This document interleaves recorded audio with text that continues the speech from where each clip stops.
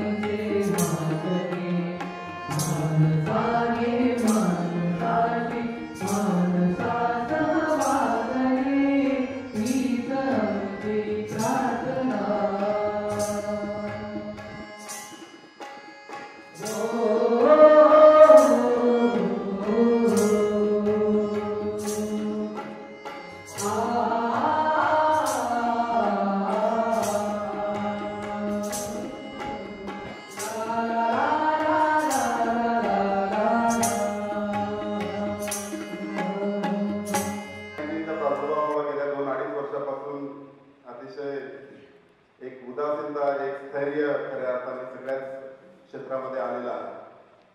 आणि अशा या कठीण प्रसंगी राष्ट्रीय सेवा योजनेच्या कार्यक्रम अधिकाऱ्यांच्या माध्यमातून अनेक चांगल्या प्रकारचे स्तुती उपक्रम राबवले गेले सुद्धा.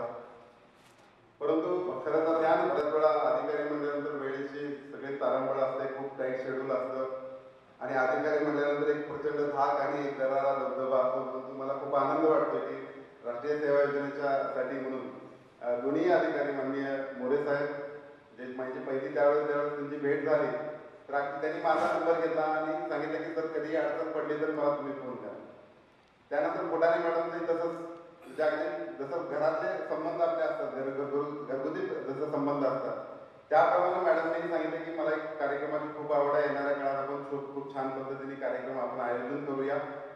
तर मला खूप आनंद वाटला की अशा प्रकारचे अधिकारी आपल्याला मिळाले. फक्त आता इच्छाशक्ती आणि आपली प्रबळ इच्छाशक्ती म्हणून आपण किंवा कार्य करण्याची आपली क्षमता ही दाखवण्याची आपल्याला एकच संधी आहे. म्हणजे आता मी माझा मोठेपणा नाही सांगत, राज्य मंडळावर आहे, परत आता पेपर सेटिंगचं काम चालू आहे, त्याची स्क्रुटिनी करण्याचं काम आहे, बालभारतीवर काम चालूच आहे, विद्यापीठात सिनेट मेंबर म्हणून मी काम करतोय. म्हणजे श्वास घ्यायला फुरसत नाही. म्हणजे आता 4-5 कोण आता क्रीडा अधिकाऱ्याचे आहेत की सर तिकडं अजून स्पर्धा आहे तिथं बोलवायचं आहे. येणाऱ्या 2-3 दिवसामध्ये राज्यस्तरीय संगीत स्पर्धेचं आयोजन आहे. त्यानंतर 10 तारखेला प्रतिभा संगम साहित्य संमेलन या ठिकाणी होणार आहे. म्हणजे अशा अनेक लढ्या लढताना सुद्धा एक प्राईम ड्युटी आहे माझी की बाबा मी माणूस आहे, एक शिक्षक आहे, तर मला सुद्धा समाजाचं दायित्व फेडण्याची एक संधी आहे.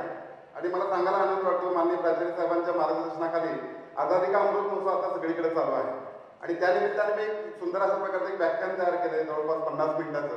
त्याची 6 व्याख्यानं आता झालेली आहेत आणि येणाऱ्या काळामध्ये 75 व्याख्यानं करण्याचा या वर्षभरात मी निर्णय घेतला. म्हणजे एवढ्या व्यस्ततेतून शेवटी एक दायित्व आपल्याकडे आहे आणि आपल्याकडे सुद्धा ही संधी आपल्याला ईश्वराने दिलेली आहे. तर आता आपण थोडं ढिलं पडलेलो आहोत, थोडं मागं पडलेलो आहोत. शासनाने खरं तर खूप छान आपल्यावर जबाबदारी सोपवली, विश्वास सोपवलेला आहे की NSS ची मुलं ही अतिशय प्रॉपर त्या तळागाळापर्यंत जाऊन ते काम करू शकतील. हा विश्वास असल्यामुळं प्रत्येक योजना सरकारी अधिकाऱ्यांवर किंवा वेगवेगळ्या यंत्रणेवर न विसंबून राहता ते NSS च्या माध्यमातून ते कशी छान होतील यासाठी प्रयत्न आता सरकार करते. मग रोज कमीत कमी 1-2 पत्र, 2 दिवसाला तर 1 पत्र आता येत आहे. मग त्यानंतर फक्त आल्यानंतर मी जिल्ह्याच्या समन्वयकांना पाठवतो, जिल्ह्याचे समन्वयक पुन्हा आपल्या कार्यक्रम अधिकाऱ्यांना पाठवतात. अपेक्षित आहे की त्यांनी पुन्हा आपल्या विद्यार्थ्यांपर्यंत ते पोहोचवलं. पण हा फक्त पोस्टमॅनचा हा व्यवहार न होता खरं तर फक्त मी येणं तिथं फॉरवर्ड करणं, तिथून तिकडे फॉरवर्ड होणं, पुढं तिकडे फॉरवर्ड होणं एवढ्या पुरतं खरं तर मर्यादित नाही आहे. पण त्याच्या पलीकडे जाऊन आपल्याला काम येणाऱ्या काळात जर शक्य असेल तर ते आपण जर कॅम्प घेतलं तर त्याचं अनुदान सुद्धा आपल्याला मिळणार आहे. त्यानंतर दुसरा विषय राहतो की पुरस्काराच्या संदर्भातला विद्यार्थ्यांना पण पुरस्कार मिळतात आणि कार्यक्रम अधिकाऱ्यांना पण पुरस्कार मिळतात. तर बऱ्याच वेळा उदाहरण की आपल्याकडून प्रस्तावच जात नाही. म्हणजे मी माझा मोठेपणा नाही सांगत की मला वाटतं इतिहासामध्ये पहिल्यांदा मीच प्रस्ताव सादर केला आणि मला पुरस्कार तो मिळाला. त्यानंतर परत ते थांबलेलं आहे. राज्यस्तरीय पुरस्कार खूप सन्मानाचं ते पद आहे. तर प्रत्येक जण आपण इथे बसलेले काम करून जर आपण तिथं प्रॉपर जर फाईल आपण फिडअप केली तर निश्चित आपल्या विभागाला पुरस्कार मिळेल आणि येणाऱ्या काळात तो मिळावा अशा प्रकारची एक प्रामाणिक इच्छा माझी सुद्धा आहे. बाकी जे काही माहिती आहे ते आपण पाठवायची आहे. ऑडिटच्या संदर्भात हनुमंतकर सर बोलतीलच. लातूर विभाग आणि आम्ही नशिबान आहे की उस्मानाबादमध्ये मॅक्झिमम लोकांचे ऑडिट रिपोर्ट येतात. नांदेडची थोडीशी अडचण आहे, सर आपल्या भाषणातून व्यक्त करतीलच. बाकी काय नाही, असंच आधेमध्ये संपर्क राहूया. मला वाटतं की तिन्ही जिल्ह्याचे एकत्र एक मोठा ग्रुप आपण करू, त्यामध्ये सगळे प्राचार्य म्हणजे प्राचार्य आणि ज्युनियरचं चालू आहे. पुन्हा एकदा तुम्ही इथं आलात त्याबद्दल महाविद्यालयाच्या वतीनं मनापासून स्वागत. माननीय अधिकारी इथं मोरे साहेब, त्याचबरोबर फुटाणे मॅडम आणि तिन्ही जिल्ह्याचे समन्वयक. आता लवकरच एक नवीन आपल्या लातूर जिल्ह्याचं एक पद निघत आहे, लवकरात लवकर त्यांची ऑर्डर निघणार आहे. तर अशा सर्वांचंच मी मनापासून या ठिकाणी स्वागत करतो. धन्यवाद. जय हिंद, जय महाराष्ट्र. उपस्थित असलेले या कार्यक्रमाचे अध्यक्ष या महाविद्यालयाचे प्राचार्य आदरणीय गायकवाड सर, या कार्यक्रमासाठी प्रमुख पाहुणे म्हणून उपस्थित असलेले शिक्षक उपसंचालक आदरणीय मोरे साहेब, सहाय्यक शिक्षण उपसंचालक आदरणीय फुटाणे मॅडम, माझे सहकारी विभागीय समन्वयक लातूर विभागाचे आदरणीय जगदाळे सर, आदरणीय उस्मानाबाद जिल्ह्याचे समन्वयक आदरणीय राठोड सर आणि सर्व कार्यक्रम अधिकारी बंधू आणि भगिनींनो, आम्ही या ठिकाणी बसून फक्त सांगत असतो, पण प्रत्यक्षामध्ये योजनेला, राष्ट्रीय सेवा योजनेला मूर्त रूप देण्याचं जर काम कोण करत असेल तर ते आपण करतो. आम्ही सांगतो शिबिर अशी झाली पाहिजे, कार्यक्रम असे झाले पाहिजे, पण प्रत्यक्षामध्ये 7 दिवस या शिबिराला मूर्त स्वरूप आणण्याचं जर काम कोण करत असेल आपण करत आहात. आणि याच्यासारखं मोठं कार्य मला वाटतं दुसरं कोणतंही नाही. इकडं आपण महाविद्यालयीन कामामध्ये कामही करतो, मोबदलाही घेतो, पण ते 7 दिवस किंवा NSSच्या माध्यमातून आपण जे इतर कार्यक्रम घेतो त्या कार्यक्रमातून मिळणारा जो आनंद असतो तो आनंद फार वेगळा. सर्व कार्यक्रमाधिकारी योगायोग म्हणा किंवा थोडक्यात थोडंसं दुर्दैव म्हणा की कोरोनाच्या काळामध्ये माझ्याकडे कार्यक्रमाधिकारी हे पद आलं आणि थोडंसं काम करायला आम्ही कमी पडतोय, परंतु त्याला जसं सगळ्यांचं सहकार्य मिळेल अशी अपेक्षा व्यक्त करते आणि जागा घेते. धन्यवाद. गायकवाड सर, विभागीय समन्वयक जगदाळे सर, नांदेड जिल्ह्याचे जिल्हा समन्वयक हनुमंत सर आणि उस्मानाबाद जिल्ह्याचे जिल्हा समन्वयक श्री राठोड सर आणि शिक्षण संचालक कार्यालयामध्ये शिक्षण संचालक म्हणून लागलेले आहे. मी त्यावेळेस थोडा असाच होतो, कापसे सरांबरोबर सर यायचे तास 2-2, 4-4 तास विद्यार्थ्यांना मार्गदर्शन, स्पर्धा परीक्षेचं मार्गदर्शन या ठिकाणी करायचे. ठीक आहे, समाजामध्ये असे अनेक चांगले माणसं आहेत की ज्यामुळे हा समाज अनेक महामार्या, संकट, दहशतवाद यासारख्या अनेक समस्या असतानाही या ठिकाणी चांगल्या पद्धतीने चालतो. ते या समाजामध्ये असे चांगले माणसं आहेत आणि त्याही चांगली माणसं आपण त्यासाठी कार्यक्रम अधिकारी आहेत. विद्यार्थ्याबरोबरच देशी घडवण्याची जबाबदारी आता जगदाळे सरांनी सांगितलं की उत्तरदायित्व आपल्याकडे आलेलं आहे. एवढ्या माणसामधून आपण पुढे आलेलो आहोत आणि चांगली जबाबदारी कार्यक्रम अधिकाऱ्याच्या निमित्तानं आपल्यावर आलेली आहे आणि त्यातून मुलं घडवण्याची सुवर्ण संधी, राष्ट्र घडवण्याची संधी आपल्या हाती या ठिकाणी आलेली आहे. सर्वांनी मिळून या महामारीवर मात करून चांगल्यात चांगले योगदान आपणही देऊन मुलांनाही देण्यासाठी प्रोत्साहित या ठिकाणी करून आणि सर्व क्षेत्रामध्ये आपले मुलं चमकतील यासाठी आपण आग्रही आहोत. धन्यवाद. मला बोलण्याची या ठिकाणी संधी दिली त्याबद्दल मी संयोजकाच्या या ठिकाणी आभार मानतो. धन्यवाद सर. सर्वच कार्यक्रम अधिकारी आपापल्या महाविद्यालयामध्ये आपापली जबाबदारी प्रामाणिकपणे पार पाडत असतात. काही समस्या येत असतात आणि त्या समस्या आपण जिल्हा समन्वयक, विभागीय समन्वयक यांच्या मार्गदर्शनातून त्या सोडवत असतो. फुडके सरांचं पुन्हा धन्यवाद. आपण मनोगत व्यक्त केलात आणि या कार्यक्रमाचे अध्यक्ष सन्मान्य डॉक्टर गणपत मोरे सरांची महानता या ठिकाणी आपणास आज कळून आलेली आहे की आपण कशा प्रकारचे एक अधिकारी आहेत, कर्तव्यदक्ष. यानंतर या कार्यक्रमाचे प्रमुख मार्गदर्शक सन्माननीय प्राचार्य डॉक्टर शिवाजी गायकवाड सर यांना विनंती करतो की आपण आम्हास मार्गदर्शन. मॅडम आणि मोरे साहेब, एकदम विभागीय बैठक जरी असली तरी संख्या ही मर्यादित आहे आणि एवढ्या मर्यादित संख्या असलेल्या बैठकीला ते आपल्या कामामधून वेळ काढून या ठिकाणी उपस्थित राहिले त्याबद्दल आपल्या सगळ्यांच्या वतीनं मी त्यांचे मनपूर्वक या ठिकाणी आभार मानतो. आता सरांनी सांगितलं की सरांचा स्वभाव कसा आहे. मी सरांना खूप वर्षापासून ओळखतो. त्यांनी एक गुण सांगितलेला, असे अनेक प्रसंग आहेत, अशा अनेक घटना आहेत की ज्या घटनेमधून, ज्या प्रसंगामधून मोरे सरांचं व्यक्तिमत्व, मोरे सरांच्या व्यक्तिमत्वाचं प्रतिबिंब हे उमटलेलं आहे. हे संपूर्ण महाराष्ट्र, म्हणजे त्यांनी पुण्यामध्ये काम केलेलं आहे, उस्मानाबादमध्ये काम केलेलं आहे, मराठवाड्यातल्या वेगवेगळ्या जिल्ह्यामध्ये त्यांनी काम केलेलं आहे. कामाच्या माध्यमातून त्यांनी आपलं व्यक्तिमत्व त्या त्या ठिकाणी त्या व्यक्तिमत्वाची छाप पाडण्याचा प्रयत्न हा प्रामुख्याने केलेला आहे. आणि जगदाळे सरांनी सांगितल्याप्रमाणे कितीही व्यस्त असले तरी राष्ट्रीय सेवा योजना हा जो महाराष्ट्र शासनाच्या वतीनं कार्यक्रम चालवला जातो, ज्या कार्यक्रमामध्ये अनेक विद्यार्थी घडतात, त्या विद्यार्थी घडवण्याचं काम करणाऱ्या प्राध्यापकांच्या बैठकीला दोन्हीही अधिकारी वेळात वेळ काढून या ठिकाणी उपस्थित राहिले, हे खरोखरच त्यांच्या मनाचा मोठेपणा आहे. आणि त्यामुळं महाविद्यालय दयानंद शिक्षण संस्था आणि आपल्या सर्वांच्या वतीनं त्यांचं या ठिकाणी मी मनपूर्वक स्वागत करतो. दयानंद कला महाविद्यालय, आता मला वाटतं सरांनी बोलताना हे सांगितलं की बरेचसे प्राचार्य कार्यक्रम अधिकाऱ्यांना सहकार्य करत नाही. मॅडमने लगेच तो मुद्दा पडून काढला.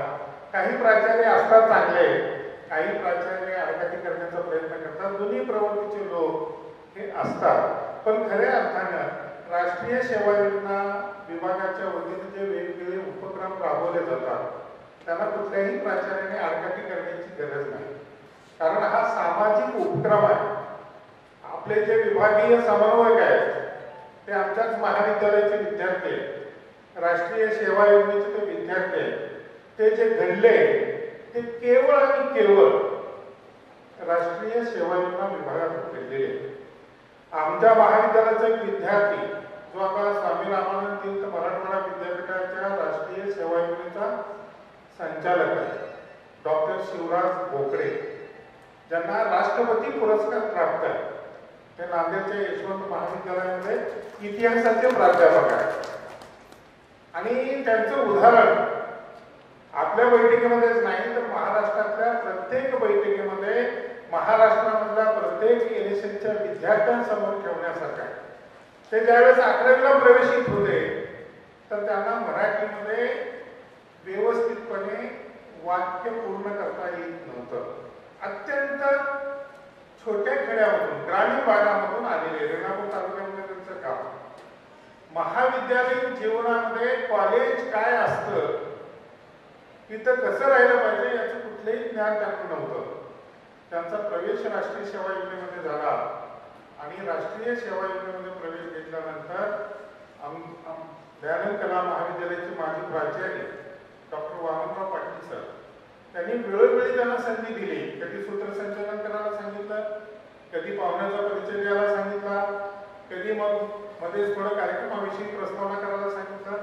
असं करून ते BA कंप्लीट होईपर्यंत महाविद्यालयाचे उत्कृष्ट NSSचे स्वयंसेवक म्हणून त्यांचा गौरव विद्यापीठाने केला.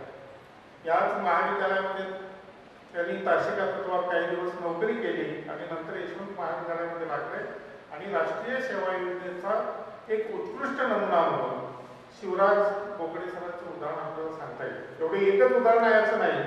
जगदाळे सर आहेत, असे अनेक. बाळू पिंगोले नावाचा एक विद्यार्थी होता, ज्याला घरी पोटभर अन्न मिळत नव्हतं.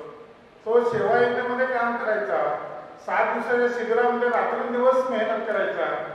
आज तो वसमतमध्ये 750 विद्यार्थी संख्या असलेली शाळा चालवतो. वसमतमध्ये तो कार्यक्रम अधिकारी आहे तिथल्या महाविद्यालयामध्ये आणि अतिशय उत्कृष्टपणे त्यांनी वसमतमध्ये आपला आगळा वेगळा ठसा निर्माण केलेला आहे. म्हणजे एक नाही, असे अनेक उदाहरणं दयानंद कला महाविद्यालयाच्या राष्ट्रीय सेवा योजना विभागाच्या वतीनं अस्तित्वात आलेले आहे. म्हणजे हा विभाग किती महत्वाचा आहे आणि विनाकारण कुठल्या प्राचार्याने, जर तुम्हाला कुठले प्राचार्य तुमच्या महाविद्यालयाचे प्राचार्य आडकाठी करत असतील तर तुम्ही एवढंच सांगा की हे युनिट किती महत्वाचं आहे. आमच्याकडे ज्युनियरमध्ये 2 युनिट आहेत आणि सिनियरमध्ये 3 युनिट आहेत. आपल्या पाठीमागं बसलेला आमचा स्वयंसेवक आहे भरत पवार, ज्याचं महाराष्ट्राचे उच्च आणि तंत्र शिक्षण मंत्री उदयजी सामंत साहेबांनी दखल घेऊन कोविड-19च्या काळामध्ये त्यांनी केलेलं जे काम आहे त्या कामाची दखल त्यांनी घेतली. पेपरमध्ये आलेल्या बातम्या, फेसबुकवर टाकलेल्या पोस्ट, व्हॉट्सअपवर टाकलेल्या पोस्ट असतील आणि महाविद्यालयानं त्याचा केलेला गुणगौरव असेल, याच्या माध्यमातून उच्च आणि तंत्र शिक्षण विभागाने त्याला उत्कृष्ट स्वयंसेवक म्हणून महाराष्ट्र शासनानं गौरवलेला आहे. तो अतिशय उत्कृष्ट अशा प्रकारचा स्वयंसेवक आहे. एक नाही असे अनेक उदाहरणं दयानंद कला महाविद्यालयाच्या राष्ट्रीय सेवा योजनेमध्ये आहेत. आपण आपल्या प्राचार्यांना सांगा की हे युनिट विद्यार्थी घडवण्यामध्ये अतिशय महत्वाची भूमिका बजावणारं युनिट आहे आणि त्यामुळे या युनिटच्या माध्यमातून जे काही उपक्रम चालवले जातात त्या उपक्रमाला कधीही अडकाठी आणण्याचा प्रयत्न करू नका. कारण डायरेक्ट आपण विद्यार्थ्याच्या व्यक्तिमत्वावर हल्ला केल्यासारखं होईल. हे पटवून तुम्ही दिल्यानंतर कुठल्याही महाविद्यालयाचे प्राचार्य तुम्हाला अडकाठी करणार नाही. आणि याही उपर कोणी जर अडकाठी करण्याचा प्रयत्न केला तर मोरे सरांना एक फोन करा. मोरे सर त्यांच्या भाषेमध्ये तुमच्या प्राचार्यांना बोलतील. मला वाटतं ते कधी दम देणार नाही, विनंतीच करतील आणि विनंती त्यांची अशी असेल की कितीही कठोर मनाचा प्राचार्य असला तरी तो नक्की मानेल. आणि आपलं जे हे युनिट आहे राष्ट्रीय सेवा योजनेचं युनिट विद्यार्थ्यांच्या हितासाठी, विद्यार्थ्यांच्या व्यक्तिमत्वासाठी, विद्यार्थ्यांच्या अंगी असलेल्या कलागुणांना वाव देण्यासाठी हे अत्यंत महत्वाचं युनिट आहे. एक राष्ट्रभक्ती, समाज सेवेची वृत्ती विद्यार्थ्यांमध्ये घडवण्याच्या दृष्टिकोनातून या राष्ट्रीय सेवा योजनेचं कार्य हे अनमोल स्वरूपाचं आहे. दयानंद कला महाविद्यालय हे 11वी-12वीमध्ये मला वाटतं 4-4 डिव्हिजन, 4-4 तुकडे आहेत आणि तुम्हाला सगळ्यांना सांगायला मला आनंद वाटतो, विशेषतः मोरे सरांना सांगायला आनंद वाटतो की या 4 डिव्हिजनमध्ये लागणारी जी विद्यार्थी संख्या आहे, आमचा कुठलाही प्राध्यापक कुठल्याही शाळेमध्ये जाऊन विनंती करत नाही, कुठल्याही विद्यार्थ्यांच्या घरी जाऊन प्रवेश घ्या म्हणून सांगत नाही. विद्यार्थी स्वतःहून आमच्याकडे येतात आणि ते प्रवेश घेतात. त्याचं महत्वाचं कारण दयानंद शिक्षण संस्थेनं या महाविद्यालयाकडे दिलेलं लक्ष आहे. आपण ज्या सभागृहामध्ये बसलात हे सभागृह दयानंद कला महाविद्यालयाचं स्वतंत्र सभागृह. शिक्षण संस्था अन्य महाविद्यालयाला जितका निधी देते, विज्ञान, वाणिज्य, विधी, फार्मसी, त्याच्यापेक्षा अधिक निधी दयानंद कला महाविद्यालयाला देते. का? कारण या महाविद्यालयामधून म्हणजे सायन्समधून डॉक्टर, इंजिनियर घडवले जात असतील, तयार केले जात असतील, विधी महाविद्यालयामधून वकील तयार केले जात असतील, वाणिज्य महाविद्यालयामधून CA वगैरे तयार केले जात असतील, कला महाविद्यालयामधून माणूस घडवण्याचं काम केलं जातं. आणि हे माणूस घडवण्यासाठी लागणारा जो पैसा आहे तो पैसा कधीही संस्था आम्हाला कमी करत नाही. सगळ्यात जास्त, सगळ्यात आधी कला महाविद्यालयाचे लाभ दयानंद शिक्षण संस्था पुरवते आणि त्याचाच परिणाम म्हणून वरिष्ठ महाविद्यालयामध्ये सहसा कॉलेज म्हटल्यानंतर केवळ एकच पदवी अभ्यासक्रम असतो. BSc मध्ये 1, BA मध्ये 1 आणि BCom मध्ये 1. पण दयानंद कला महाविद्यालयामध्ये 4 प्रकारचे पदवी अभ्यासक्रम चालतात. म्हणजे 4 कॉलेज एका कला महाविद्यालयामध्ये चालतात, ज्यामध्ये BA पारंपरिक अभ्यासक्रम, समाजशास्त्र, राज्यशास्त्र, इतिहास वगैरे जे विषय आहेत ते विषय या ठिकाणी शिकवले जातात. BA फॅशन, BA ॲनिमेशन आणि महाराष्ट्र शासनाने सुरू केलेला BA ॲडमिनिस्ट्रेटिव्ह सर्व्हिसेस म्हणजे स्पर्धा परीक्षा. आता कोतवालापासून ते कलेक्टर पर्यंत नोकरी मिळवायची असेल तर स्पर्धा परीक्षेच्या माध्यमातून ती मिळवता येते.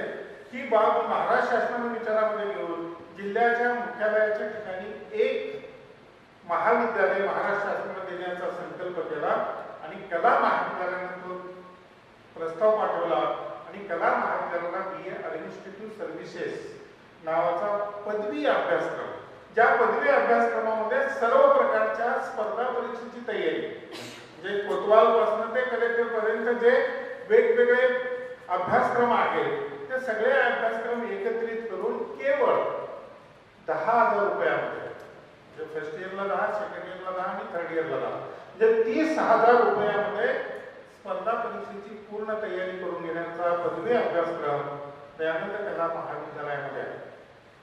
आणि 7 प्रकारचं MA कला महाविद्यालयामध्ये चालतं. त्यापैकी 3 प्रकारचं MA हे अनुदानित आहे.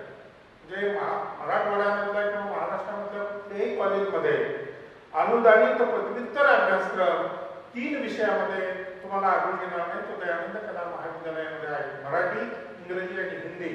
त्यानंतर लोक प्रशासन, फॅशन ॲनिमेशन आणि संगीत अशा 7 विषयामध्ये पदव्युत्तर अभ्यासक्रम दयानंद कला महाविद्यालयामध्ये चालवले जातात.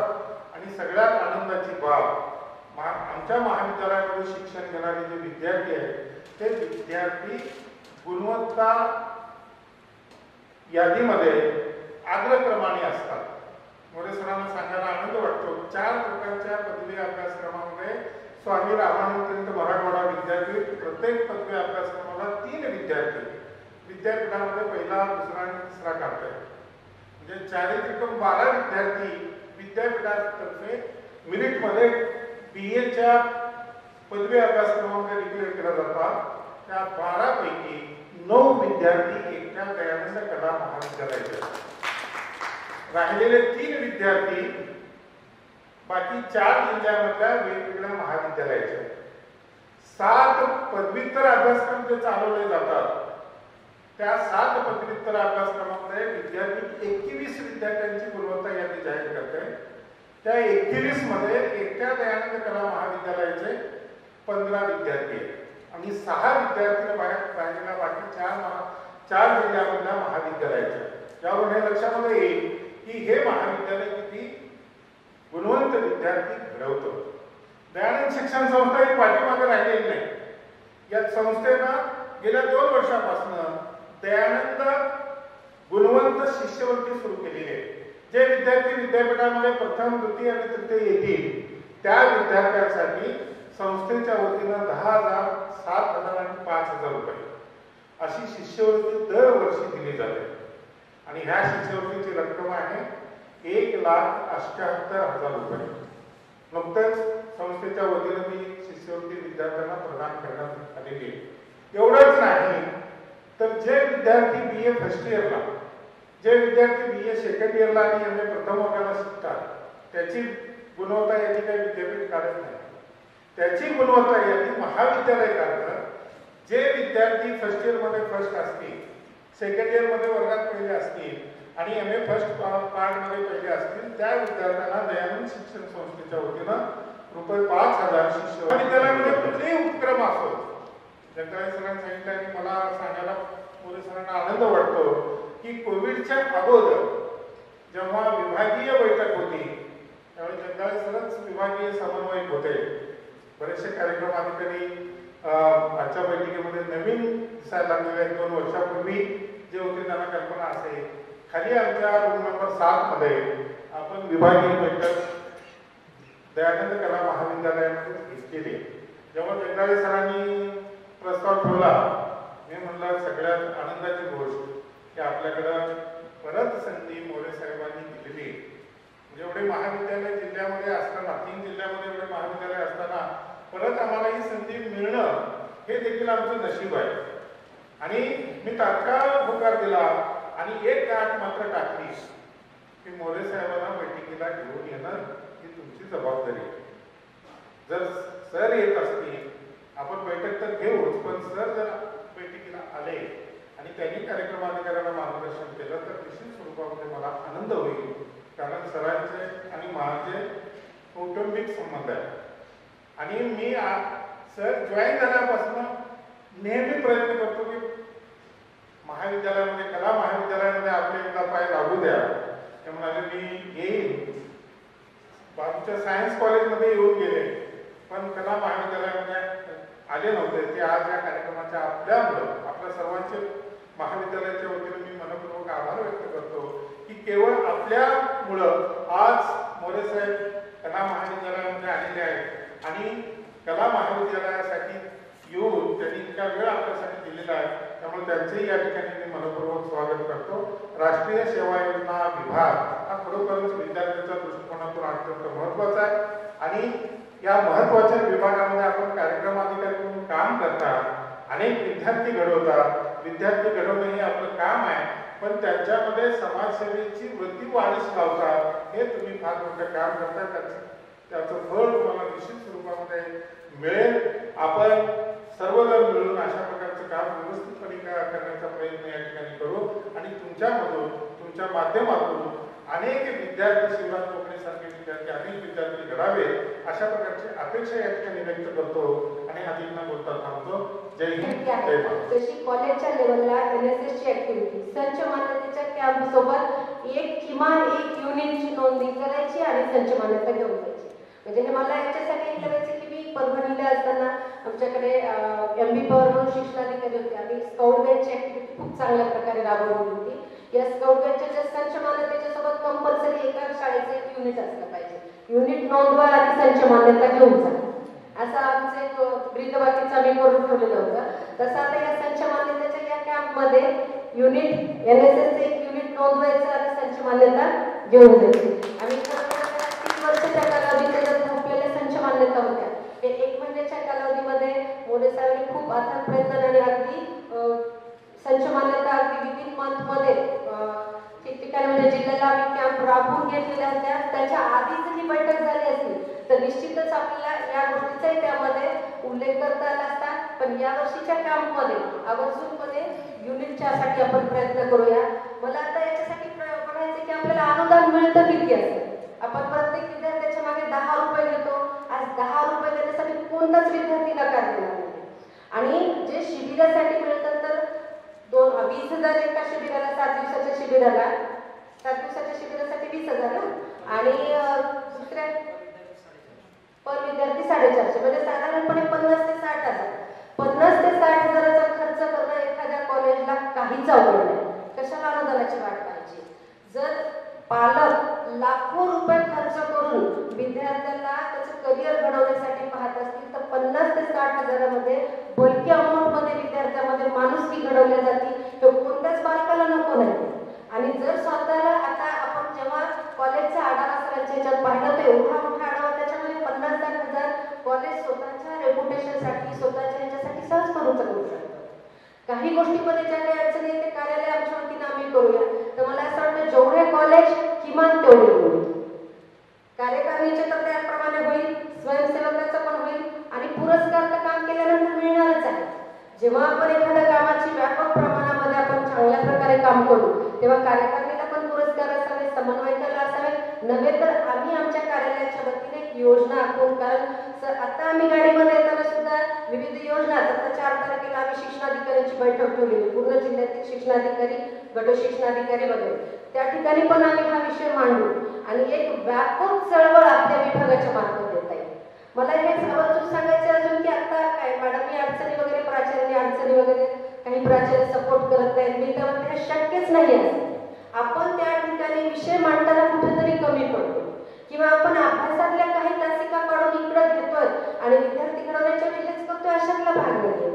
कार्यक्रमाची आखणी करताना सुद्धा आम्हाला नाविन्यपूर्ण कार्यक्रम घ्यावे लागतील. फक्त शिबिरात जायचे, गाव झाडून काढायचे, विद्यार्थ्यांना हे करायचं म्हणजे 7 दिवस केवळ निवास त्या ठिकाणी करायचा अशा प्रकारचा भाग नाही. जसं आता कॉलेजचा हा विद्यार्थी यांनी जो कोविडच्या कालावधीमध्ये खूप चांगल्या प्रकारे काम केले, तर जोरदार टाळ्या वाजून अभिनंदन करूया. एक उल्लेखनीय काम म्हणजे लॉकडाऊन आहे म्हणून आम्ही सभा घेतले, पण लॉकडाऊन मध्ये कोविडच्या धर्तीवर जाऊन त्यांनी किती छान कोविड योद्धा म्हणून काम केलं. मग अशा प्रकारची डायरेक्शन आम्हाला आमच्या विद्यार्थ्यांना देता आली पाहिजे. ही डायरेक्शन देता आली तर निश्चितच आपण ही ऍक्टिव्हिटी व्यापक स्वरूपात होऊ शकते. तर हे आपल्याला करावं लागेल. कार्यकारिणीच्या बैठका असतील, समन्वयकाच्या बैठका असतील, तर त्या बैठकीमध्ये आपण एक कुठल्या प्रकारचे कार्यक्रम घेतले जातील, कुठल्या प्रकारचे कार्यक्रम सुचतील आणि ते राबवायचे कसे आणि नंतर निधी उपलब्ध करायचा कसा. तुमच्या त्या गावातील सरपंच किंवा पाटील जे आहेत त्यांना 2-1 शॉर्ट टाकले आणि हार टाकला, सन्मानात 10,000 रुपये कसे मिळतील? मला तर खात्री वाटते, कारण गावातील पाटील आणि सरपंच या दोघांना सन्मान दिल्यानंतर गावातलं जेवण, आता बाकीच्या सगळ्या गोष्टी सहज आणि सोप्या होतात. मग या अनुषंगाने करावं. आता माझी मुलगी B फार्मसी करते पुण्याला, त्यांनी पुण्यातील एका खेडेगावामध्ये शिबिराला गेले त्या ठिकाणी, तर त्या गावामध्ये पाण्याचा प्रश्न होता. मग मूळ 7 दिवसामध्ये केवळ पर्सनॅलिटी डेव्हलप नाही तर त्या पाण्याचा प्रश्न सोडवण्यासाठी आम्हाला काय करता येईल. आपल्याच विद्यार्थ्याला आपण मोठ्या मोठ्या मल्टीनॅशनल कंपन्यांना संपर्क करायला लावू शकतो, किंवा आपले जे विद्यार्थी पुढे पण गेलेले आहेत त्या विद्यार्थ्याला संपर्क करून आपण निधी जमा करू शकतो. जो निधी आमच्याकडे जमा झालेला आहे त्या निधीच्या मार्फत आपण हे काम करू शकतो. म्हणजे तुम्ही स्वतःचा आनंद घेताय, विद्यार्थ्यामध्ये आनंद करताय आणि सोशल वर्क होतं आपल्याला. आणि आपण खूप नशीबवान आहोत की आपल्याला पगार तर मिळतोच. पगार मिळून आपल्याला म्हणजे स्वार्थ आणि परमार्थ दोन्ही गोष्टी एकत्र केल्या जातात. एक 2 ओळी मला याच्या संदर्भात सांगाव्याशा वाटतात. हे प्रभू तुझं वाटले तर एक मजला दान दे, हे प्रभू तुझं वाटले तर एक मजला दान दे, सद्गुणांचा ध्यास घेण्याचे मजला वरदान. पेरते करावे जोंधळ्याचे दिव्य गाणे, पेटवून पोत गावे गोंधळ्याचे दिव्य गाणे, अन्य काही नको मज शाश्वताचे मान दे, हे प्रभू तुझं वाटले तर मजला एक दान दे, सद्गुणांचा ध्यास घेण्याचे मजला वरदान. धर्मक्षेत्र वर्मक्षेत्र वाटू दे सेवा मला, धर्मक्षेत्र तीर्थक्षेत्र वाटू दे सेवा मला, मर्मक्षेत्र वर्मक्षेत्र लागू दे त्याचा गळा, सोबत्याला साथ द्याया पायी माझ्या त्राण दे, हे प्रभू तुझं वाटले तर एक मजला दान दे, सद्गुणांचा ध्यास घेण्याचे मजला वरदान. म्हणजे ही जर वृत्ती माझ्यामध्ये आहे तर मी माझ्या विद्यार्थ्यामध्ये, माझ्या युनिटमध्ये, माझ्या क्षेत्रामध्ये, कार्यक्षेत्रामध्ये निश्चितच चांगल्या प्रकारे राहू शकेल. जेवढे स्वयंसेवक आपल्याला करता येईल तेवढे कार्यकारिणी राहतील. आणि त्याचप्रमाणे जिल्हा समन्वयक असतील, विभागाचं असेल, विभागाचं एक मोठं शिबिर आपण आयोजित करून घेऊ. बऱ्याच वेळेस जगदाळे सर ऑफिसमध्ये याच्या संदर्भातच 4-5 वेळेस आमची भेट झाली. त्यावेळेस आम्ही काही गोष्टीचं नियोजन पण ठरवलेलं होतं की जर तुम्ही तुमच्या जिल्ह्याच्या मेळाव्याचं शिबिर घ्या, विभागाचा मेळावा आपण व्यापक स्वरूपामध्ये घेऊया, त्या ठिकाणी पारितोषिक निधी उपलब्ध करायचा, कोणत्या प्रकारे करायचा, कसा करायचा, या गोष्टीचं नियोजन नंतर, आधी कार्यक्रमाचं नियोजन. आणि त्याचं काम कमीच पडणार नाही. कारण सर आता तुम्ही मोरे साहेबांच्या बद्दल उद्गार सगळ्यांचे कशा पद्धतीने ऐकलेले, तुम्ही पैशाची काळजी करायची नाही, पैसा कशा पद्धतीने उपलब्ध करायचा त्या गोष्टी आपण नंतर विचार करायच्या. आधी तुम्ही कार्यक्रम गुणवत्ता आणि एक वेगळी ऍक्टिव्हिटी कशा प्रकारे राबवता येईल हे पहा. प्रत्येकाने एक आढावा, कोणते कार्यक्रम घेता येतील, कशा पद्धतीने करता येईल याचा आढावा, नाविन्यपूर्ण ऍक्टिव्हिटी आणि युनिट नोंदणी, जास्तीत जास्त युनिट नोंदणी. म्हणजे आपल्याला विभागाचं काम किंवा जिल्ह्याचं काम मर्यादित स्वरूपाचं नकोय. आता आम्ही चर्चा पण केली की कंपल्सरी करता येईल आपल्याला. युनिट कंपल्सरी केले की तितकं जास्त स्पर्धा वाढेल, स्पर्धा माणुसकीची वाढेल. आणि जेव्हा हे प्रकारे होईल निश्चितच खऱ्या अर्थाने एक व्यापक चळवळ निर्माण होईल. कुठल्याही परिस्थितीमध्ये कुठलीही अडचण जर आली तर आम्ही तुमच्या सोबत आहोत. नांदेडच्या 2 कॉलेजच्या ऑडिटच्या संदर्भात सरांनी अडचणी सांगितल्या, त्या कॉलेजला आम्ही आज पत्र देऊन टाकू, त्यांचं ऑडिट पूर्ण होईल. विद्यार्थ्यांना 10 रुपयासाठी कुठल्याही प्रकारची अडचण येणार नाही. आणि राहिला प्रश्न शिबिराच्या खर्चाचा, ऑडिट ह्या बाबी, प्रशासकीय बाबी ह्या कुठल्याही मायनेट होणार नाही, सोप्या स्वरूपातल्या आहेत, त्या करून घेता येतील. इतर कोणत्या जर तुम्हाला अडचणी असतील तर सांगा. जास्तीत जास्त युनिट नोंदणी करणारे कार्यकर्ते जे असतील त्यांचाही आपण सन्मान करूया, त्यांनाही आपण चांगल्या प्रकारे करूया. आणि निश्चितच एक व्यापक चळवळ आपल्या विभागामध्ये उभी राहील अशी अपेक्षा व्यक्त करते. आणि मी या ठिकाणी थांबते. धन्यवाद मॅडम. संत तुलसीदास म्हणतात, तुलसी संसार में 5 रतन में सार, संत मिलन हरि भजन दया दान उपकार. आदरणीय श्रीमती वंदना फुलाने मॅडम, आदरणीय डॉक्टर गणपत मोरे सर आपल्या व्यवहारातून हेच सगळं काही या ठिकाणी दिसून येतं. विदा करंदीकर म्हणतात, देणाऱ्याने देत जावे, घेणाऱ्याने घेत जावे, घेता घेता एक दिवस देणाऱ्याचे हात घ्यावे. आपला जो सेवा वृत्तीचा वारसा आहे आम्ही तुमच्याकडून घेऊ आणि आमच्या विद्यार्थ्यांपुढं पोहोचू आणि त्यांनाही पुढे पोहोचवण्यास आम्ही निश्चित आवाहन करू, अशा प्रकारची मी या ठिकाणी ग्वाही देतो. यानंतर मी आजच्या कार्यक्रमाचे अध्यक्ष सन्माननीय डॉक्टर गणपत मोरे सर, विभागीय शिक्षण संचालक लातूर यांना विनंती करतो की आपण अध्यक्षीय समारोह करावा. आदरणीय डॉक्टर गणपत मोरे सर. विभागीय शिक्षण जबाबदारी वाटते आणि त्यानं वाईट वागायचं म्हटलं तरी त्याला वागता येईल. कारण आता हे सगळ्यांनी चांगलं म्हणल्यामुळे त्याला असं वाटतं की आपल्याला चांगलं म्हणते म्हटल्यानंतर आपण चांगलंच वागावं. तसं इंग्लिश किंवा इंग्रज सध्या जो राजा आहे इंग्रज म्हणजे ब्रिटनचा, त्याच्याविषयी एक इंग्रजीत वाक्य आहे की किंग म्हणजे कॅन डू नो रॉंग असं वाक्य. म्हणजे राजा चुकू शकत नाही. मग आता जर राजा चुकू शकत नाही म्हटल्यावर त्याला बरोबर वागावंच लागतं. तसं तुम्ही जी माझ्या बाबतीत म्हटले ते तुम्ही तुमच्याकडे येणाऱ्या प्रत्येक मुलाबाबत म्हणा की तू चांगलं काम करू शकतो, तू चांगला आहे. आणि आज काय होतं की आपण चांगलं काम करू शकतो म्हणजे म्हणत नाही, त्याच्यामुळे त्याला काय होतं की कळत नाही की आपण चांगलं करतो का वाईट करतो. आता सरांनी जो उल्लेख केला त्या विद्यार्थ्याचा की ज्या वेळेस त्या विद्यार्थ्याला चांगलं म्हटलं जातं त्यावेळेस त्याला चांगलं वागावं लागतं. तर त्या दृष्टीने आज जी सेवा योजनेचा जो आपण हा बैठक आयोजित केली ते मॅडमनी सांगितलं की काय करायला पाहिजे आणि त्यासाठी मला वाटतं मी सहमत आहे आणि आपण सगळे त्याच्यामध्ये सहमत असू. आज आपण गांधीजीच्या प्रतिमेला पूजन केलं तर मला वाटतं की खरं तर आज खऱ्या अर्थानं कधी कधी मलाही प्रश्न पडतो की गांधीजी म्हणजे पूर्वी असं वाटायचं की मी ते सहजतेने घ्यायचं. गांधीजी म्हणायचे की खेड्याकडे चला. आता मला तरी वाटायचं की सगळे रोजगारासाठी आपण शहरात जात आहोत, गांधीजी उलट कसं काय सांगतात. पण खरंच आपण ज्याला आपण दृष्टी किंवा दूरदृष्टी म्हणतो ते आज दिसून येतो. आज मला कधी कधी कुठल्याही एखाद्या घटनेबद्दल चर्चा करताना असं वाटतं की आज आता पाणी प्रश्न आहे समजा आपल्या शहरात. आज एवढ्या मोठ्या शहराला पाणी पुरवायचं म्हटलं तरी कितीतरी मोठं धरण लागतं. परंतु आज ही जर लोकसंख्या थोडीशी विरळ असेल किंवा वेगवेगळ्या ठिकाणी असेल तर त्याच्या गरजा तेव्हा कमी असतात. आणि मला पुन्हा वाटतं की खऱ्या अर्थानं आज आपल्याला गांधी विचाराची गरज आहे. आणि माझ्या माहितीप्रमाणे किंवा आपल्या माहितीप्रमाणे ही जी राष्ट्रीय सेवा योजना आहे ही 100% गांधी विचारावरच आहे. आणि जर त्या गांधी विचारावर आपण काम करत असू तर मला वाटतं की याच्यामध्ये कुठलंही आता तुम्ही सांगितलं काय आर्थिक अडचणी वगैरे आहेत किंवा काय वेगवेगळं. आता अडचणी नाहीत असं नाही.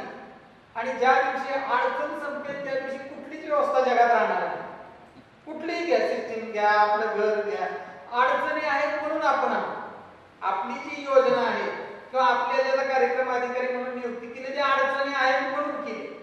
जर अडचणी नाही अगदी सगळे सर्व गुण संपन्न व्यक्ती जर असतील तर मग सेवा योजना राबवायची काही गरज नाही. मग आर्थिक असतील, सामाजिक असतील, काय वेगवेगळ्या अडचणी असतील. त्याच्यामुळे अडचणीसाठी आपण आहोत हा दृष्टिकोन आपल्यामध्ये पाहिजे आणि आपली निवड केली म्हणजे त्या सोडवण्यासाठी आपण सक्षम. कारण कुठल्याही गोष्टीसाठी निवड कुणाची केली जाते. आपण घरात सुद्धा बघा काम सांगताना किंवा वर्गामध्ये शाळेत काम सांगताना सुद्धा आपण विचार करतो की बाबा हे काम सांगायचंय तर कुणाला सांगावं. आपण सगळी कामं सगळ्याला सांगत नाही. पैसे जमवायचे असले की आमच्याला सांगतो, एखाद्याकडे काम असलं की त्याला सांगतो. हे म्हणजे आपण सुद्धा काय करतो की प्रत्येक त्याच्यामध्ये असणारी क्षमता जाणून हे आपण काम सांगतो. तर तसं याच्या संदर्भात सकाळने एक अत्यंत चांगलं पुस्तक प्रकाशित केलंय मागच्या मला वाटतं 3-4 वर्ष असेल 2015 का समथिंग काय ते झालं. त्याचं नाव आहे इंग्रजीमध्ये आहे टाइमलेस इन्स्पिरेटरी महात्मा गांधी आणि मराठीमध्ये त्याचं रूपांतर आहे अखंड विचाराची प्रेरणा महात्मा गांधी. हे पुस्तक जर मला वाटतं की जे काही देशभरामध्ये वेगवेगळे विचारवंत आहेत, वेगवेगळे समाज सुधारक आहेत, त्यांनी खऱ्या अर्थाने त्याच्यामध्ये काय समाजाची गरज आहे हे नमूद केलेलं आहे. त्याच्यामध्ये प्रामुख्यानं सकाळप्रमाणे रघुनाथ माशेलकरांनी संपादित केलेलं पुस्तक. तर याच्यामध्ये आपण जर ज्या पद्धतीने आपण आज काम करत आहात की बरेच आर्थिक अडचणी मॅडमने ते सांगितलं की आपण काय करतो की ते मानधन कमी आहे जास्त आहे वगैरे. तर मला तर असं वाटतं बरं का म्हणजे वारंवार आता ते काय मी घेतोय मानधन समजा कुठं मिळालं पण आता काय कोणी देत नाही हा भाग वेगळा आहे. म्हणजे पण पूर्वी आता आपण निवडणुकीला जातो तिथंही आपल्याला काहीतरी 2 रुपये त्या कामाचं मिळतात किंवा कुठे ट्रेनिंगला जातो तिथंही काहीतरी 2 रुपये मिळतात. आता मला तर वाटतं की आपण सगळ्यात सुखी माणसं आहोत की एक तर डबल आपल्याला मिळतं, एक तर आपली त्या दिवसा पगार बी मिळतो आणि जी काय असेल ती 2 रुपये मानधनही मिळते. त्याच्यामुळे मानधनाविषयी कुरकुर करायची गरज नाही. आज आपण कोरोना काळात पाहिलं असेल अनेक लोकांचे रोजगार गेले, अनेक लोकांना अगदी आपल्याला खरं तर वाटत नाही पण काही लोक अगदी रस्त्यावर आले मुलांना फी भरण्या एवढे सुद्धा पैसे नाहीत अशी मुलं म्हणजे रस्त्यावर आले, सरांना आम्ही एका विद्यार्थ्याच्या संदर्भात रिक्वेस्ट केली, सरांनी माफ केली. आणि बरोबर आपल्याला वाटत नाही की तेवढी समस्या असेल का, परंतु समस्या आहे. आणि त्या दृष्टीनं आपण सगळे इथं बसणारे माझ्या माहितीप्रमाणे भाग्यवान आहात की गव्हर्नमेंटनं आपला कुठलाही, त्यांच्या अनेक अडचणी असताना सुद्धा माझ्या माहितीप्रमाणे आपल्या पगारामध्ये काही कसर केलेली. मग जर गव्हर्नमेंट आपल्यावर एवढा विश्वास दाखवत असेल तर आपण किती काम करायला पाहिजे. म्हणजे सरांनी आता ते सरांनी सांगितलं की त्यांनी बाबा माझं टाइम टेबल एवढं एवढं एवढं एवढं काम करतो. आणि मी वाटतं की त्यांना ते एवढं काम आहे म्हणून ते ऍक्टिव्ह आहे. जर काम नसेल तर माणसाची आपोआप आपोआप म्हणजे क्षमता कमी होते असं माझं मत आहे. आपलं काय माहिती आहे, जेवढं काम तेवढा माणूस आहे आणि जेवढं त्याच्याकडे काम नाही तेवढं तो माणूस काय होतो की त्याच्यात सगळ्या क्षमता कमी होतात. शारीरिक असेल, मानसिक असेल, विचार करण्याचे असेल आणि घरातलं स्थान सुद्धा. आता त्याच्याकडे कामच नाही म्हणजे त्याला विचारतो कोण. आपण तुम्ही रिटायर माणसाचा विचार करा. पहिला आता आपण नोकरी आहोत म्हणून सगळं आपल्याला वगैरेची मंडळी असतील किंवा मुलं यांना नोकरीला जायचं, ड्युटीला जायचं, पहिली भाकर म्हणजे लगेच भाजी काय डबा आलं की आता तुम्ही रिटायर होऊ दे, तुमचा नंबर सगळ्यात खाली 4 नंतर बसा तुम्ही कुठं जायचं म्हणजे याची कुठे म्हणजे आपण कामात आहे तर प्रायोरिटी आहे. तर काम नसेल तर कुठलीही प्रायोरिटी आपल्या याच्यामध्ये नाही. म्हणून काम याला कुठलंही म्हणजे त्याला सबस्टिट्यूट नाही, पर्याय. आता दुसरी गोष्ट आहे की आता मला माहित नाही तुम्ही कशामुळे झालं, पण काय काय कार्यक्रम अधिकारी कुणीतरी नाही म्हणून आपण झालं.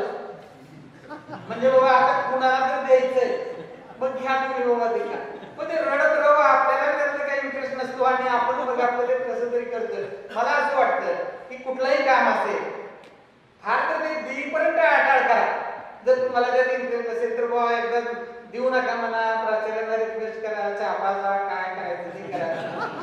पण एकदा जर दिलंय तर मग मात्र आता त्याची पूर्णपणे जबाबदारी आपली पाहिजे आणि पुन्हा मात्र तन मन एकदा स्वीकारलं म्हणल्यावर अर्ध्यात नाही करायचं, जर नाही तर मग ते स्वीकारायचं नाही. माझं असं मत आहे की केलं तर कामच करायचं, नाही तर करायचं. अगदी शाळेत मी शिक्षकांनाही अगदी कुठे सांगू, समजा आपल्या किती 12ला जायचे, आता 12च्या ऐवजी 15 घ्या, काही फरक पडत नाही, पण 16वी मात्र वर्गात आल्यावर ते कामच केलं. जर आपण काम करत नसू तर त्या कामाला काहीच अर्थ नाही आणि मग ते काम कुणाला दाखवायला करायचं नाही. आपण काय करतो की कुणाच्या तर समाधानासाठी काम करतो आणि समोरच्याचं समाधान कधीच होत नसतं. आपण काय होतं तुम्ही होता का नाही, पण आम्ही शाळेत असताना एक गोष्ट शिकला, ते गाढव आणि एक मुलगा आणि वडील चाललेले असतात, आपल्याला ते सगळ्यात माहिती आहे. सगळ्यात बघितलं उदाहरण त्यावेळेस आपण आज लागलो. आता ते वडील आणि मुलगा काय करतात, लोक जसं बोलत तसं वागायचा प्रयत्न करतात. कधी त्या एक जण गाढवावर बसतो, कधी मुलगा बसतो, कधी वडील बसतो, कधी दोघं बसतात, पुन्हा गाढवाला. तर तसं गाढव उचलून घ्यायची पाळी येते. काय येते की आपण लोकांना समाधान करायचं, आपल्यासाठी नाही. तर मला वाटतं जे काम करायचं ते लोकांसाठी बिलकुल करू नका, जे काम करायचं ते स्वतःच्या समाधान. सरांनी आता सांगितलं की मी काय शिकवतो, मला तर असं वाटतं की आता पारितोषिक वगैरे आहे, आता ते कसं थोडे प्रोत्साहन प्रेरणा दिल्याशिवाय काय म्हणजे सिस्टीम चालत नाही. परंतु याचा अर्थ सगळ्यात मोठं पारितोषिक की वर्गामध्ये खनखन 50 मिनिटाचा तास घेतल्यानंतर दरवाजाच्या बाहेर पडताना तुमच्या चेहऱ्यावर जे समाधान दिसतं ते तुमचं सगळ्यात मोठं पारितोषिक. आणि ते पारितोषिक पाहायला कोणीच नसतं, फक्त तुम्ही असता की मी एक अत्यंत चांगलं 40 मिनिटं 50 मिनिटं लेक्चर घेतलं आणि समोरच्या मुलावरचं जे त्यांच्या चेहरे पाहिले ते तुमचं पारितोषिक आहे. मला वाटतं की आपण या क्षेत्रातले लोक सुरुवातीला हे पारितोषिक मिळवू आणि ज्या वेळेस तुम्हाला हे पारितोषिक मिळेल त्यावेळेस जगातलं कुठलंही पारितोषिक तुमच्या मिळेल आणि जरी मिळालं तरी याच्यापेक्षा ते फिकर आहे किंवा कमी होईल. मग आपण काय करतो की नेमकं ते करत नाही. आणि मग आता सरांना तो अनुभव आहे, आता इथं दयानंदमध्ये आहे की नाही मला माहित नाही, विशेषतः सिनियर कॉलेजमध्ये तर लोक विनोदानं आपल्याला असं म्हणतात की ही झेंडा ते ती झेंडा कॉलेज चालतो. ही झेंडा ते म्हणजे 15 ऑगस्टचा झेंडा ते 26 जानेवारीचा झेंडा, हे एवढ्याच कधी ते सिनियर कॉलेज चालतं. म्हणजे प्रवेश व्हायला 15 ऑगस्ट येतो आणि पुन्हा एकदा 26 जानेवारी झाली की परीक्षा सुरू होतात. मग आता मला सांगा या दोन्ही झेंड्या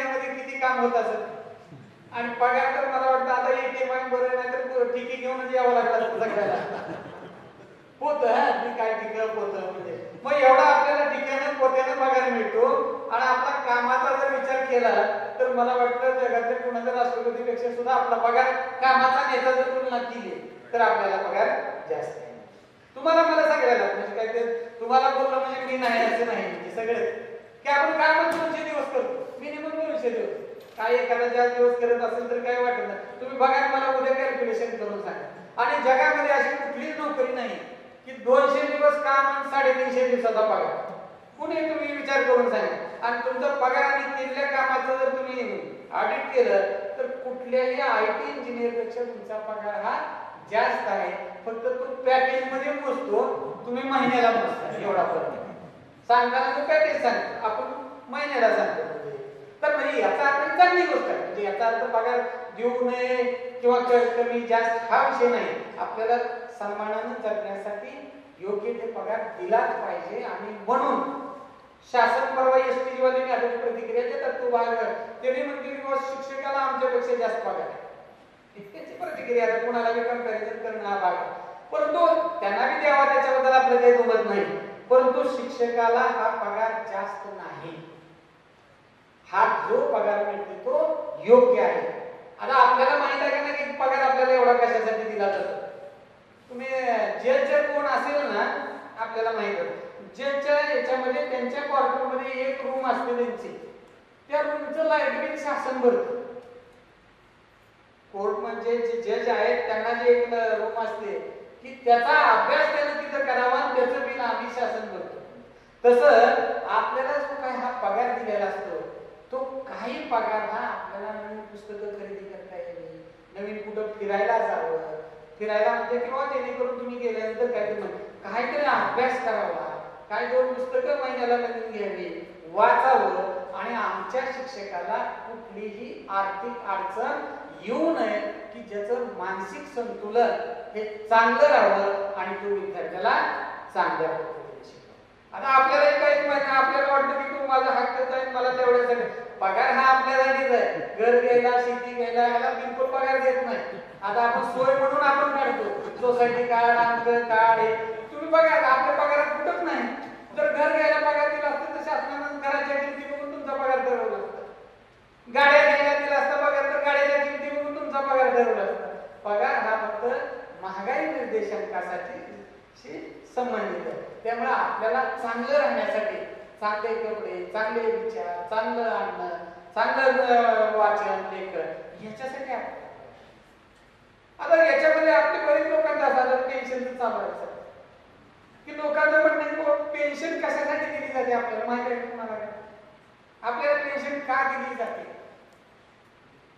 माहित असलं तरी मी पुन्हा सांग तर पेन्शन आपल्याला याच्यासाठी दिली जाते की ह्यानं जी सगळं ह्याचा मेंदू वगैरे 58 वर्षापर्यंत शासनानं वापरून घेतो आणि आता ही जगण्यालायक नाही बाहेर गेल्यावर ही जगत नाही तर पुन्हा काय येत नाही ना 58 नंतर काय येतं तुम्हाला कुणाला येत नाही मला येत नाही तर तुम्हाला काय येत आणि मगा सांगितलं गरीब कोणी विचारत नाही.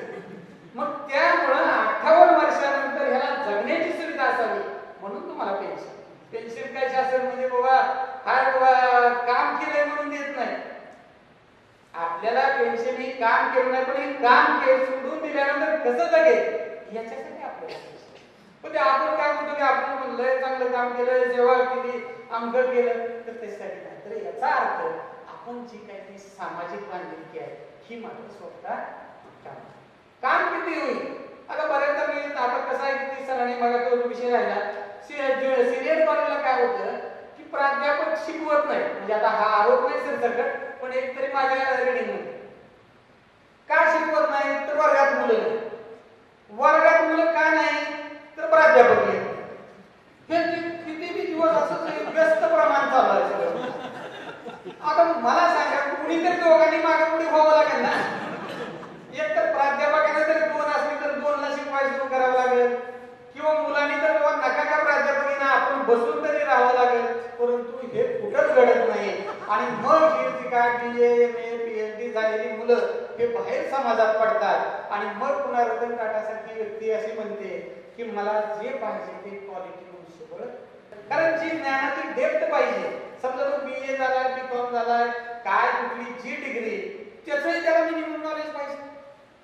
आणि मग ती मिनिमम नॉलेज नसल्यामुळे काय झालं की आपण आज समाजामध्ये डिग्री आहे पण मला वाटतं की त्या कागदाचं ओझं होईल एवढं तरी ज्ञान आपल्याला नाही असं दुर्दैवानं म्हणावं. कारण जर मग असेल ज्ञान तर 3 वर्ष जर मी इतिहास शिकलो तर पुन्हा मला इतिहासाचा क्लास लावायची गरज नसेल. किमान इतिहासाचे आपले 5 महिने जरी म्हणलं तर 10 पुस्तके जर रेफरन्स त्याची किमान वर्षाला वाचणं व्हावं. पण आपण सगळं आता ते काय ते सरस्वती कुठलं गाईड याच्यावरच आपलं एवढ्या पुस्तकावर आपण जर डिग्री मिळत असेल तर मला वाटतं की त्या विद्यार्थ्यांकडून आपण काय अपेक्षा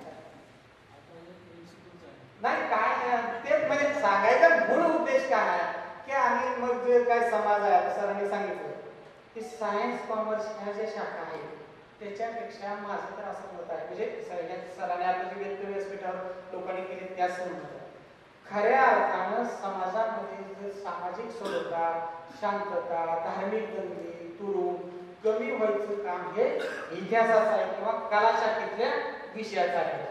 कला शाखेचे विषय बघा तुम्ही, इतिहास आहे, राज्यशास्त्र आहे, समाजशास्त्र आहे, अर्थशास्त्र आणि सगळं दैनंदिन जीवनाशी निगडीत आहे. सायन्स आहे पण तो सायन्स हे काय की भौतिक सुविधासाठी सायन्स आहे. लाईट नाही, लाईट लावा, फॅन नाही, काय म्हणजे ह्याच्यासाठी आपल्या मानवी शरीराचं म्हणजे मानवी जीवन सुखी व्हावं म्हणून सायन्स आहे किंवा विज्ञान आहे. परंतु हे आपलं जे कला शाखेमध्ये विषय हे दैनंदिन जगण्याशी निगडीत आणि आपला कधीच इतिहासाचा शिक्षक सांगत नाही. इतिहास विषय शिकवतो पण त्याची कारण मीमांसा कधी सांगत नाही. मग काय होतं कुठलं तर जेवढी माहिती अर्धवट सांगायची हे नाही ज्यावर अन्याय केलं हे नाही त्याचं राज्य घेतलं त्यानं असं केलं पण त्याची कारणं सांगा, परिणाम सांगा, त्याचे उपाय सांगा. आपल्याला सगळ्याला मिळून नाही. आज आपला 130 कोटीचा देश आहे आणि आपण सगळेजण इथं बसून म्हणतो की बाबा देश खतरे. अरे देश कधीच खतऱ्यामध्ये नव्हता. हिंदुस्थानचा इतिहास मागे जरी आज 3-4 हजार कुठं आपल्याला कळतंय तेवढा जर पाहिला तर कधीच खतऱ्यात नव्हतं. कारण जर खतऱ्यात असतं तर एवढा इतके दिवस देश एकसंध राहिलाच नसता. आणि माझं मत आहे की बाबा आपण देशाची नाही काळजी करायची. नॉट आय बट कारण आपण काळजी दुसऱ्याची करतो पण राष्ट्रीय सेवा योजना सांगते ते दुसऱ्यासाठी नाही तुझ्यासाठी आहे किंवा माझ्यासाठी. मग जी एखादी गोष्ट माझ्यासाठी असते ती मात्र आपल्याला काय केलं पाहिजे, केली पाहिजे. तर ते आपल्याला सगळ्यात महत्वाचं काम आहे. आज तुम्ही एखाद्या विद्यार्थ्याची म्हणून मानसिक भूमिका बघा, त्याला एखाद्या ह्याच्यावर एखाद्या कुठल्याही एखाद्या पॉलिटिकल असेल, सामाजिक असेल, आर्थिक विषयावर तुम्ही त्याचं मत घ्या, काही मत नाही. मग ती कुठला एखादं मत व्हॉट्सअपवर कुणीतरी पाठवलंय आणि मग त्याच्यानुसार आपण आपले विचार बनवतोय.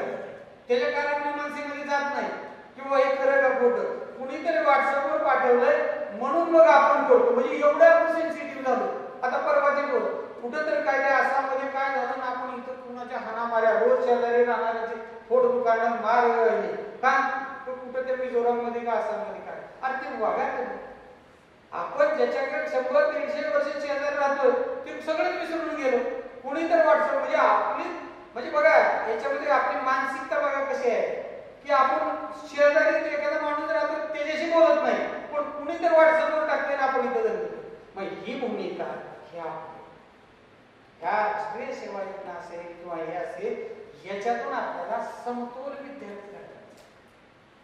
आपल्याला विद्यार्थी असताना याचा लगेच त्याचं मन दुखावलं ना. आता अलीकडे लय लोकांची मन नाजूक झाली. पहिली दगडासारखी मन होती काय कोणी 2 रट्टे दिले 2 शिव्या दिल्या तरी ते आरामात जायचं म्हणजे. आता काय जरा झालं की भावना दुखावलं. आता कुठं भावना आहे का मला तर कळत नाही.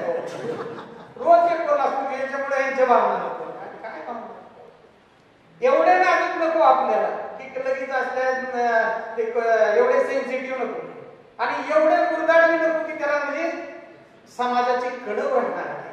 आपल्याला विद्यार्थी हा समतोल घडवायचा आणि समतोल घडवण्यासाठी तो शारीरिकदृष्ट्या सक्षम असावा, बौद्धिकदृष्ट्या सक्षम असावा आणि मानसिकदृष्ट्या सक्षम असावा. तुम्हाला दुसऱ्या बाकीची काहीच गरज नाही. 2 गोष्टी जर तुमच्याकडे असतील की प्रत्येक एक मनातून तुम्ही भय काढू कोण काय म्हणेल कोणीच काय म्हणत नाही. लोकांना कुठे वेळ आहे तुमच्याविषयी काय म्हणायला. आपण उगतच म्हणजे ही समजतो सेलिब्रिटी की मी असं केल्यावर लोक काय म्हणतात कुठलीही सेन्सिटिव्ह बातमी 4 दिवस येते, 5व्या दिवशी मागच्या पानावर, 5-6 दिवसानंतर ती बातमी येत नाही, लोक म्हणजे बातमी. पण आपण उगाच आपण म्हणजे हे करतो. तर आपल्याला समाजामध्ये असा विद्यार्थी घडवायचा की तो मनानं शरीरानं हा सक्षम असला पाहिजे. आणि तो सक्षम असण्यासाठी ते आपल्याला ह्या राष्ट्रीय सेवा बाकी कुठल्या नाही. याच्यामध्ये काय होतं की मुलाला एकत्र राहण्याचं कर, सगळ्याबरोबर राहायला हे करतात. आता मॅडमने सांगितलं काय थोडे रस्ते कमी होतील, काय काय एखादं काम कमी होईल, पण त्याला येऊ नये एकत्र. जोपर्यंत मुलं एकत्र येणार नाहीत तोपर्यंत एकमेकाला समजून घेणार नाही. आणि ज्यावेळेस समजून घेतील त्यावेळेस समाजातले प्रश्न हे आपोआप कमी होतील. आणि त्याच्यामध्ये तुमचा माझा सगळ्याचा वाटा असणं गरजेचं आहे. म्हणजे तर मला वाटतं की आपण जे काय तुम्ही काम करताय ते असं हिशोबाच्या पद्धतीने तुम्ही हिशोब द्या. काय जरी कुठं अडचण आलं तर आम्ही प्राचार्यांशी बोलू, पण आपण हे काम काय करू की पुढे नेऊ. आणि काम करत असताना तुम्हाला सांगतो की आता तुम्ही नोबेल वगैरे पारितोषिक बघत असाल, काय त्यांनी फार सगळ्या क्षेत्रात काम केलं नाही. कुठं तर एक छोटं क्षेत्र असतं त्यांनी चांगलं काम केलं का नाही. कैलास सत्यार्थी असतील त्यांनी काय ते बाल मुलांच्या याच्यामध्ये काम केलं, कुठलंही असेल. म्हणजे तर मला वाटतं की म्हणजे आपण NSS असेल किंवा कुठलंही असेल, तुमच्या वर्गातला विषय सुद्धा असेल की त्या विषयी तुम्ही कामच चांगलं केलं पाहिजे. तास 2 तास हा विषयच नाही. काम हे आपलं नेहमी चांगलं असतं. कामाशिवाय तुम्हाला मला किंमत नाही. आणि आपण काहीच म्हणायची गरज नाही. आपण चांगल्या कामाचं वाईट कामाचं आपोआप बाहेर जात असतं. तर मला वाटतं की आजच्या या प्रसंगी प्रत्येक म्हणजे चांगली गोष्ट आहे की सरांनी बैठक लावून द्या म्हणलं, ठीक आहे म्हणलं. परंतु याच्या संदर्भामध्ये मी तर असं म्हणेन की येणाऱ्या कालावधीमध्ये की ह्या बैठक आपण फिरत्या ठेवू. हीच विभागीय बैठक एक दिवस उस्मानाबादला किंवा दुसरी कुठं असेल तर नांदेडला, त्या निमित्तानं उस्मानाबादची लोक नांदेडला जातील, नांदेडची लोक उस्मानाबाद जाईल, काहीतरी म्हणजे थोडंसं आपण बी म्हणजे. आणि त्याच्यामुळे काय होईल की थोडीशी विचाराची देवाणघेवाण होईल. त्याचबरोबर आता सरांनी एक विषय सांगितलं की आपल्या संच मांडण्यामध्ये काहीतरी NSSचा वर्कलोड नाही, तर ते काय शासन निर्णय किंवा काय असेल तर आणून द्या, आपण तो हे करून घेऊ. म्हणजे काय तुम्हाला जे वर्कलोड असेल किंवा जे काही त्याचे 12वीचे गुण आहेत ते बघू, आपण त्यांना विचारू दे की काय त्यांना देता येतील का किंवा काय बोर्ड वगैरे त्यांच्याशी चर्चा करू. परंतु या गोष्टी तर आपण करू. पण सरांनी आणखी एक विषय सांगितलं की त्यांच्या इकडं म्हणजे प्रशासकीय सेवा परीक्षेचे वर्ग चालू. तर मला वाटतं या मुलांना आपल्याला ते देता येईल. म्हणजे ही जी काय आपण निवडणारी मुलं आहे आणि त्याला एकदम सोपं आहे बरं का. तुम्हाला आता कशा अडचण माहित नाही. हा प्रशासकीय परीक्षेसाठी विद्यार्थ्याची परीक्षा करताना काही भाग दर्जे कुठला आणायची गरज नाही. मराठी शिकवणारा उत्कृष्ट शिक्षक आणला की तो ग्रामरवर अत्यंत चांगला शिकतो. गणित शिकवणारा आपला 4थी 7वीला शिकवणारे एवढे शिक्षक आहेत, ही स्पर्धा परीक्षेची तयारी आहे. तर त्या दृष्टीने तुम्हाला आठवड्याला जरी राहिलं तर किमान महिन्याला तरी या मुलांसाठी एखादं लेक्चर तुम्ही आवश्यक आहे. यावेळेस मराठीचं घ्या, पुढच्या वेळेस इंग्रजीचं घ्या, त्याच्यापुढच्या महिन्यात तरी करायला काय हरकत नाही. आठवड्याला वगैरे आपल्या कामात जास्त होईल, पण महिन्याला तरी आपण हे करावं की जेणेकरून त्या विद्यार्थ्यांना काहीतरी मिळेल. तर मग या दृष्टीनं आपल्याला काम चांगलं करता येईल. आणि खरं तर मला सर आल्यावर थोडंसं आता या योजनेविषयी मला तितकीशी माहिती नव्हती. मी RP कॉलेजमध्ये होतो तेव्हा कोपऱ्यामध्ये बोर्ड होता नॅशनल सर्व्हिस स्कीम, आणि त्याच्यावर लिहिलं होतं की नॉट आय बट यू. हा मला आतापर्यंत त्याचा अर्थ कळाला नाही काय आहे म्हणून. रोज जायचं कॉलेजला पण ते काय कळायचं नाही म्हणजे ते. पण आज कळालं की बाबा ते तुमच्यासाठी नाही तर ते माझ्यासाठी. बरं मला आज तरी कळालं किमान. म्हणजे मग आता मला सांगा असे किती लोक असतील की ज्यांना म्हणजे हे माहीतच नाही. आणि जर माहीतच नाही तर त्याविषयी त्याला काहीच करणं नाही. तर आपण मला वाटतं की या संदर्भात खऱ्या अर्थानं आणि काम करताना मी मला सांगितलं एकदम चांगलं करायचं. आता मी तुम्हाला सांगतो आमचं काही लोक म्हणजे 5 दिवसाचा आठवडा आहे. 5 दिवसाच्या आठवड्यात कसं काय काम होणार नाही. आमचं आज की तुम्ही गेलात मॅडम आम्ही ऑफिसमध्ये आलो की आमचं दिवसभराचं काम पूर्ण म्हणजे जे काही टेबलवर आहे ते पूर्ण झालं. पण आपली मानसिकता बदल. तुमच्या माहितीच ना शनिवारी रविवारी मी काहीच काम करत नाही. आता मॅडम माझ्यासोबत 1 वर्ष आहे, मी 1 वर्षात एकदाही ओव्हरटाईम नाही. 5:30 पावणे 6 झाले की ऑफिस सोडतो. रेअर केस मध्ये एखादा नाहीतर म्हणजे 5:30 पावणे 6 सोडतोच ऑफिस. आणि शनिवार रविवारी कधीच येत नाही ऑफिसला आणि तरी आलो नाही आणि भविष्यात मी याची काही खात्री नाही. का नाही तर मी जे काम करतो ते माझ्या ड्युटीमध्ये करतो. आणि मग ती लोक आता तुम्ही काय मला माहित नाही पण मी बऱ्याचदा शाळेत गेले की मुलं म्हणतात ते आपले शिक्षक म्हणतात साहेब आम्हाला वाचनाला वेळच मिळत. मी त्यांना संचालकाला वेळ आहे किंवा मी शिक्षणाधिकाऱ्याला वेळ आहे आणि मग शिक्षकाला कसा काय वेळ मिळत. मला वाटतं की आपला तर कार्यक्रम घंटी वाजल्यापासून घंटी दुसरी वाजेपर्यंत म्हणजे सकाळी शाळा भरायची घंटी सुटून शाळा सुटायची घंटीपर्यंत. आता सिनियर कॉलेजला तर घंटी नसल्यामुळे काय त्यांनाच माहिती कधी भरती काय ते पण किमान आपल्या ज्युनियर काय माध्यमिक तेवढ्या घंटीपासून घंटीपर्यंत तरी चालते. तर याच्यामध्ये सांगायचं तात्पर्य की तुम्ही तुमच्या कामाचं प्लॅनिंग करा. शासनाला कुठलाच एक्स्ट्रा टाइम देऊ नका. तुम्ही तुमचा जो टाइम आहे तेवढाच तुम्ही वापरा. काही गरज नाही ओव्हर टाइम नंतर शासनाने काढून टाकला ओव्हर टाइम कुठंच नाही. आता प्रशासनात ओव्हर टाइम ही संकल्पनाच झाली काय म्हटलं आहे तीच करण्याचं तुम्ही ओव्हर टाइम देऊन का. मग लोक काय करायला की दिवसा वेळ राहतो ओव्हर टाइमच्या वेळेस. तर त्याच्यामुळे सांगायचं तात्पर्य की आपण जे सगळे काम करणार आहोत हे अत्यंत चांगल्या पद्धतीने अत्यंत म्हणायला हा शब्द लक्षात काय करायचं नाही रडकुपडी करायला सांगितलं आपल्याला. नाही तर करू नका तुम्ही थोडं कमी करा काय बरं काय पडायला. तर आपण सगळेजण मिळून आज खरं तर म्हणजे कोरोना नंतर आपण सगळे जमलो गायकवाड सर असतील जयकर सर सगळे आपले समन्वय आपले सगळे आता मला वाटतं 20 लोक आज आले नाही असतील काय अडचणी पण हा संदेश त्यांच्याकडे पोहोचवा आणि पुढच्या वेळेस ज्यावेळेस कधी बैठक असेल त्यावेळेस आपण सगळेजण उपस्थित राहू आणि अत्यंत चांगलं काम करू करायचं. तर मला वाटतं की आपण सगळे आणि तुमच्या मॅडमनी सांगितलं कुठल्याही समस्येसाठी आम्ही प्रयत्न तुमच्यासाठी करू. काय अडचण असेल कुठं प्राचार्याशी बोलायचं असेल तुम्हाला कोणाला काय बोलायचं असेल कुठं काय कुठल्या संस्थाचार करायचं त्या संदर्भात आपण म्हणून तर पुन्हा एकदा गायकवाड सर त्यांचे सर्व व्यवस्थापन त्यांनी आपल्याला चांगली अशी सोय उपलब्ध करून दिली.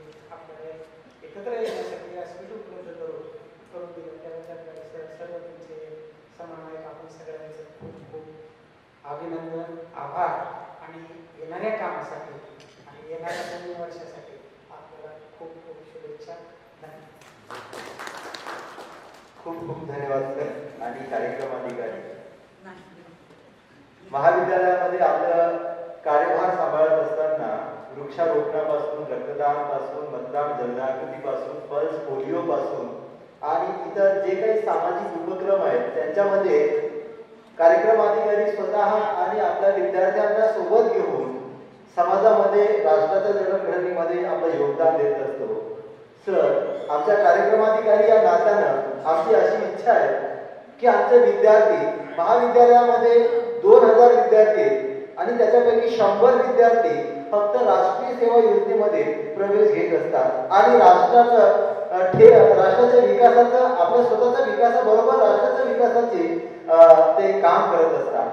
आणि म्हणून या विद्यार्थ्यांना जर वरिष्ठ महाविद्यालयाप्रमाणे 5 गुण राष्ट्रीय सेवा योजनेमध्ये काम केलेल्या विद्यार्थ्यांना दिले गेलं तर ते विद्यार्थी स्वयंप्रेरित होऊन जास्तीत जास्त योगदान या आपल्या राष्ट्रीय सेवा योजनेमध्ये देतील. म्हणून आपल्याला अशी विनंती असणार आहे की जर या विद्यार्थ्यांना 5 गुणांची व्यवस्था करतात आधी वरिष्ठ महाविद्यालयाप्रमाणे तर आपण निश्चित तेवढं काम करावं एवढं मी सर्व कार्यक्रम अधिकाऱ्यांच्या वतीनं हे सांगतो आवाहन करतो.